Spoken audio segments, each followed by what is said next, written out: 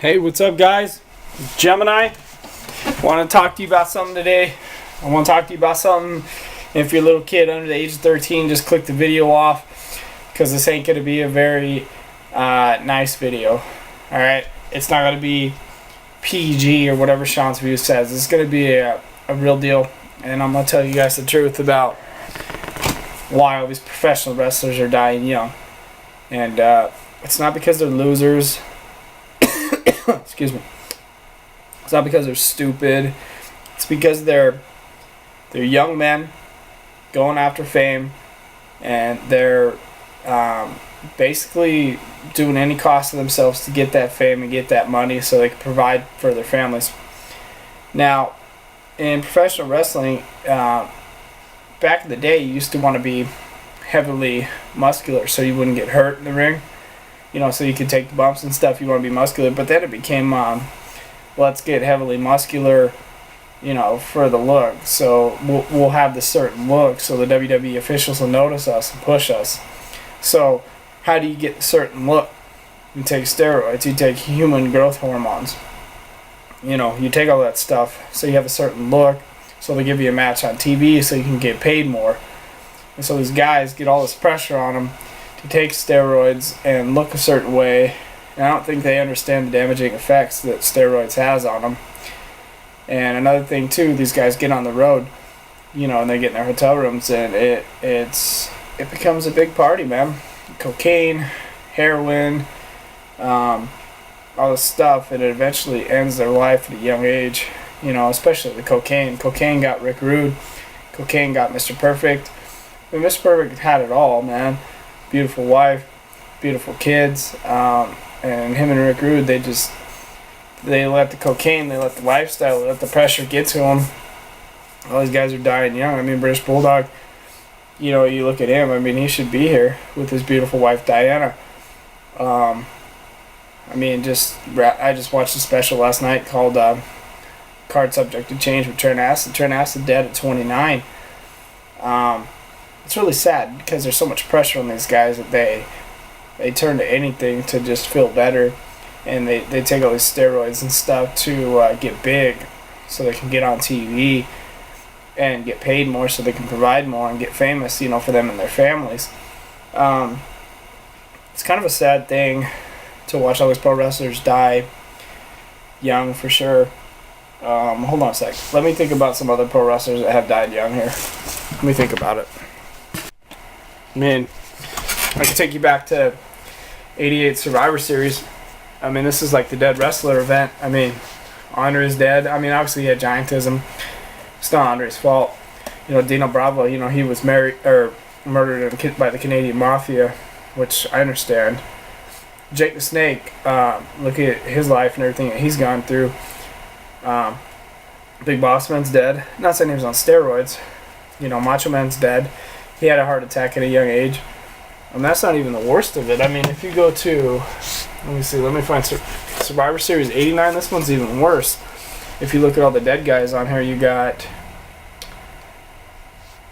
let's see, you got the Mr. Perfect right there, Rick Rude right there, Macho Man's dead, Sensational Sherry's dead, Dino Bravo's dead, Big Boss Man's dead, Hercules is dead.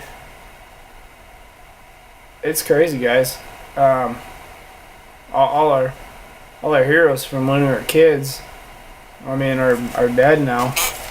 You know, because of all the pressure and shit, man. The steroids are a killer in pro wrestling. I mean, there's like a list of pro wrestlers that are dead now because of all the cocaine and drugs and pressure, and it's a sad fucking thing, for sure. There's just so much pressure in that business to be big.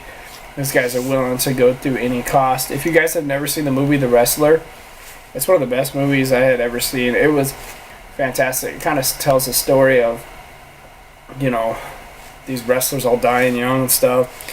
My advice is, if you're a pro wrestler, just go the CM Punk route. You know, CM Punk doesn't have the biggest body, you know, but at least he's going to be alive when he's older. I mean, shit, you could go back and look at any goddamn old tape, man. I mean, Bam Bam Bigelow, you know, Lex Luger has a It's like paralyzed because of all the steroids he did. Yokozuna's dead. Crush is dead. I'm serious about all these dead wrestlers. These guys haven't been alive that long. They're not that old. I mean, Bam Bam. Sensational Sherry 59. Sensational Sherry was great, guys. She was, and now she's just gone, man. Doink's gone. Doink's on here. I don't know about Adam Bomb. I think he might still be alive. But see, it's not Owen's fault that he died either. But it's kind of like Bret Hart, you know. When Bret Hart came in, you know, Dynamite urged him that he was going to have to get bigger. Otherwise, he was going to get hurt. It's like Chris Candido. I know that wasn't his fault. What happened to him? Louis Spicolli.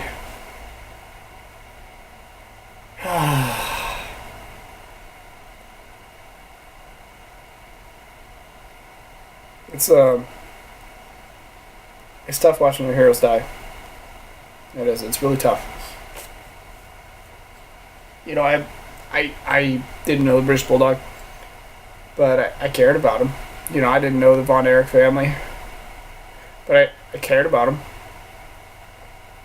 And I cared about them all. I care about all these dead wrestlers. You know, Umaga. You know, you can't help but care about these guys. You know, you dedicate your life to pro wrestling and these guys, and then they just fucking up and gone, man. You know, Chris Benoit, Eddie Guerrero. You know, you just wonder who's next. So you just check the WWE website every day to see who's next. I don't know. I hate it, though. I hate that all the heroes are gone. I hate that the people I grew up with are gone. Earthquake. I gotta get out of here. I can't fucking think about this anymore. Okay. I'm alright. But, for instance, like, the Von Erich family.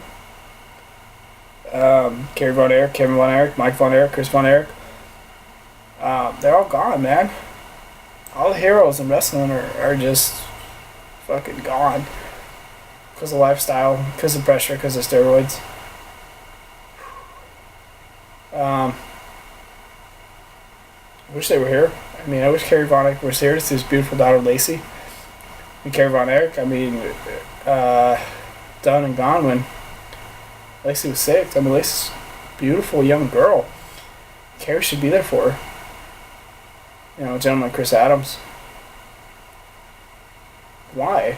Why are all these guys gone? Why are they all dead? I don't understand it. I don't understand Hercules. I love Hercules. Hercules was one of my favorite wrestlers as a kid, man. He's just up and gone, man. He's been gone for a while. Road Warrior Animal, or Road Warrior Hawk. I don't get it. I'm one of those people that have a hard time accepting death. It's tough. It's tough because you grow up and you love these guys and they're your heroes, and then you watch a tape 10 years later and they're all gone. You just wonder who's next. Ric Flair, Hulk Hogan. Who's next? I don't know. Shit, I could just grab an old tape, Gorilla Monsoon. You know, he died young. Gorilla Monsoon, Bobby Heenan's in terrible shape.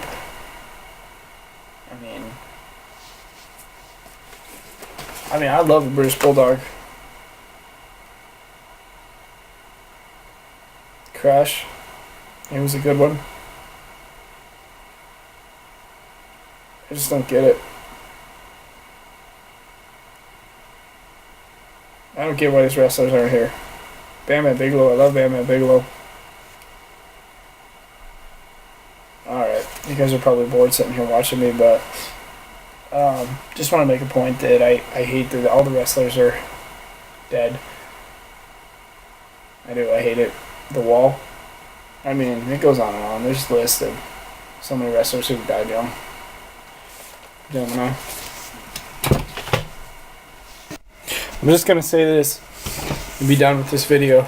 I feel like I have a lot to get off my chest here, and I am really bothered, and I've been bothered for a long time about all the wrestlers that die young. And I was very bothered when I watched Mr. Perfect's induction into the Hall of Fame. And his beautiful wife was up there, his beautiful children were up there, and his dad was inducting him, and he wasn't there. Over cocaine. Over drug overdose. I mean, come on, Mr. Perfect. I mean, you're a hero to me. You're a hero to the wrestling fans all over the world. And you weren't there. Same thing with Rick Rude. I mean, Rick Rude was a hero to me as a kid, and he's still a hero to me. But, I mean, he should be here. I mean, the Von Erichs, I mean, people can say, oh, they were losers and they were druggies. The Von Erichs are heroes to me. And they should be. I mean, they got inducted in the Hall of Fame and then wasn't a damn one of them alive but Kevin. And I'm damn proud of Kevin for surviving, even though his whole family around him died. This is the price you pay as a wrestling fan when you fall in love with the wrestlers. Is they all die around you. And I know people took Eddie Guerrero hard, and they took Chris Benoit hard. And Fabulous Moolah, you know, it's just a rough life. These guys all die young, and nobody does a damn thing about it. Nobody's stopped the steroid thing. Nobody's putting an end to it. I mean, for God's sakes, the WWE has their own doctors so their guys can get away with this shit. They don't care. I mean, wrestling doesn't care how big you are and if you die young. They don't care. They're there to milk you for every penny you're worth and get you the fuck out. It's just like real life. You work your whole life for a company, and they don't give a fuck if you live or die, as long as you're there to do a job and make them money. And that's where we're at. And so people pay with their lives because no one could get these guys help and get them to the doctor, get them to a psychiatrist. Mr. Perfect was a bad one. Cocaine overdose. That kind of family at home. He could be watching Curtis Axel wrestle today. He could be his manager. I mean, anything. It's just dead, gone. Miss Elizabeth, you know, thinking that she was taking Lex Luger's aspirin. And instead she was taking Lex Luger's steroids. And she fucking overdosed. Miss Elizabeth.